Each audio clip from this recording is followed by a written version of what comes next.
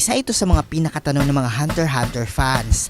Kung si Hisoka ay lagi naghahanap ng malalakas na kalaban, bakit hindi siya sumama sa pinakamalaking digmaan sa serye?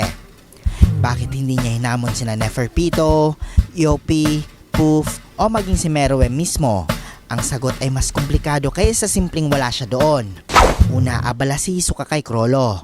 Sa panahong nagaganap ang Chimera Ant Arc, ang pangunahing obsession ni Hisoka ay si Chrollo Lucifer.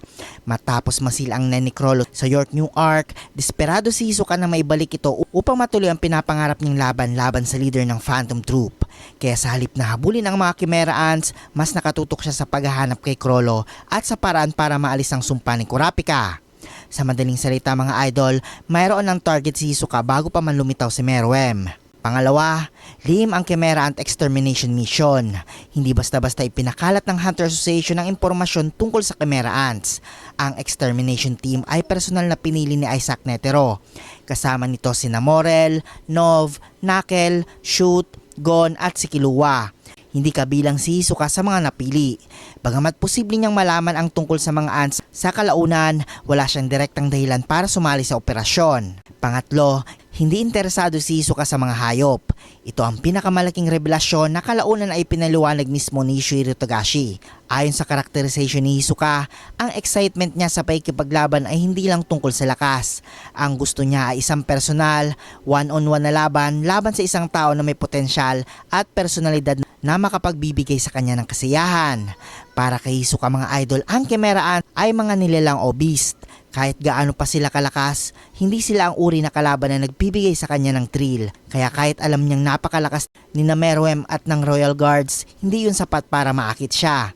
Pero kung nalaman niya kung gaano kalakas si Meruem, dito nagiging interesante ang usapan. Alam natin na si Hisoka ay nahumaling kina Gon, Chrollo at maging kay Netero dahil nararamdaman niya ang kanilang potensyal. Sa Hunter x pa lang, ipinakita na niyang interesado siyang makalaban ni Netero balang araw. Kung nakita mismo ni Hisoka ang aura ni Meruem o ni Neferpito, malamang na mababaliw siya sa excitement. Ngunit may isang problema dito mga idol. Posibleng mamatay agad si Hisoka. Maraming fans ang naniniwalang kahit gaano katalino si Hisoka, napakalaki ng agwat niya kina Meruem at sa Royal Guards. Kahit si Netero, ang pinakamalakas na hunter ng kanyang panahon, ay hindi nagawang talunin si Meruem gamit lamang ang nen. Kinailangan pa niyang gamitin ang miniature rose upang mapabagsak ang Ant King. Kung si Hisoka ay direktang humarap kay Pito o Yopi, malaki ang posibilidad na mapatay siya bago pa niya maipakita ang buong potensyal ng bungee gum.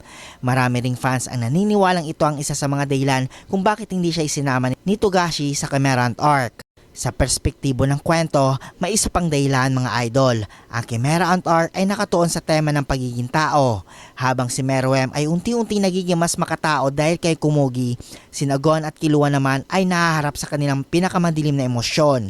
Kung isasama si Hisoka, maaaring maagaw niya ang atensyon mula sa pangunahing tema ng arc.